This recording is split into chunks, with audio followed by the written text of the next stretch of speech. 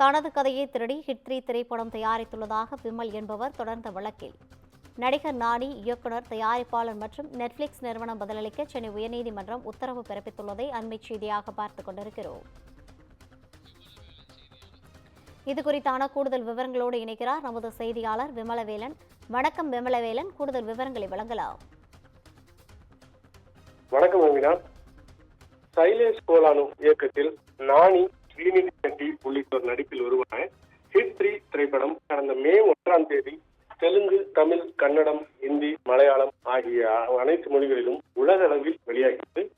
இந்த படத்தை wall poster cinema பேனரில் பிரசாந்தினி திப்பிர்நேனி, நானியின் யுனானிமஸ் புரொடக்ஷன் ஆகியோர் இணைந்து தயாரித்துள்ளனர். ரிலீஸ் ஆன முதல் வார இறுதியிலேயே இப்படம் 100 கோடி கிளப்பில் இடம் பிடித்து சாதனை படைத்தது. இந்த 100 கோடி கிளப்பில் இடம் பிடித்த நானியின் 3வது படமாக ஹிட் 3 படம் மாறியது. அது மட்டுமின்றி இந்த சாதனையை மிக வேகமாக அடைந்த நானியின் முதல் படமும் இதுதான். இந்த படம் இந்தியாவை தவிர வெளிநாடுகளிலும் சிறப்பான வசூல் செய்தது.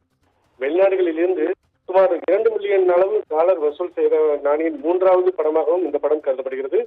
இந்த படத்துக்கான OTT ரிலீஸ் உரிமையை நெட்ஃபிளிக்ஸ் நிறுவனம் வாங்கியிருந்தது.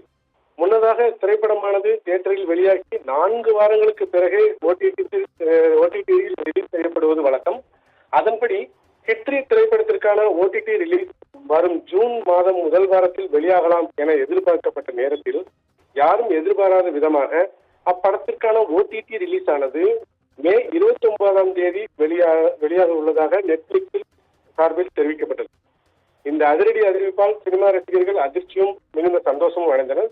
இந்த நிலையில தென்காசி மாவட்டம் சங்கரங்களை சேர்ந்த விமலவேலன் என்பவர் ஹிட் 3 திரைப்படத்திற்கு மூலக்கரு தன்னுடையது என்றும் 2021 அதை தென்னிந்திய திரைப்பட எழுத்தாளர் சங்கத்தில் ஏஜென்ட் 11 என்ற பெயரில் பதிவு செய்திருப்பதாகவும் 2022 அதை நாவலாக ஏஜென்ட் என்ற பெயரில் வெளியிட்டதாகவும் தன்னுடைய அனுமதியின்றி மூலக்கருவை எடுத்து திரைக்கதையை மாற்றி 2025 ஹிட் 3 என்ற பெயரில் வெளியிடப்பட்டுள்ளதாக தென்னிந்திய திரைப்பட எழுத்தாளர் சங்கத்தில் கடந்த மே மாதம் 9ஆம் தேதி புகார் மனு ஒன்றை அளித்திருந்திருக்கார்.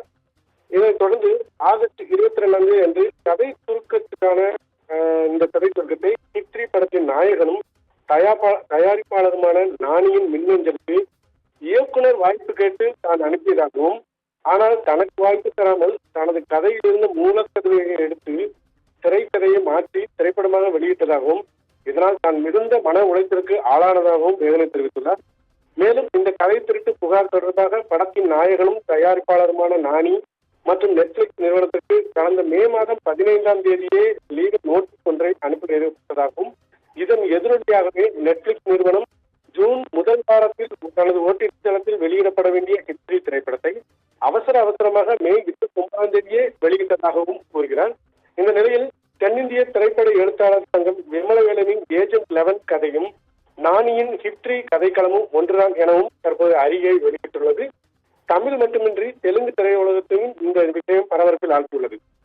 நானியின் யுனானிமஸ் புரொடக்ஷன் முதல் படமே கதை திருட்டு வழக்கில் தற்போது சிக்கியிருக்கிறது. மேலும் இந்த கதை திருட்டு தொடர்பாக ஹிட் 3 படக்குழுவினர் மீது வழக்கு தொடுக்கப்பட்டுள்ளது.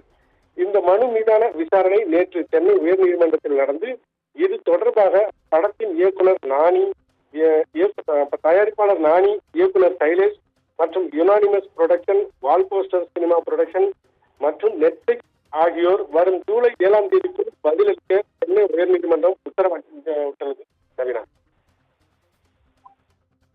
விரிவான தகவல்களை வழங்கியமைக்காக நன்றி விமலவேலன்.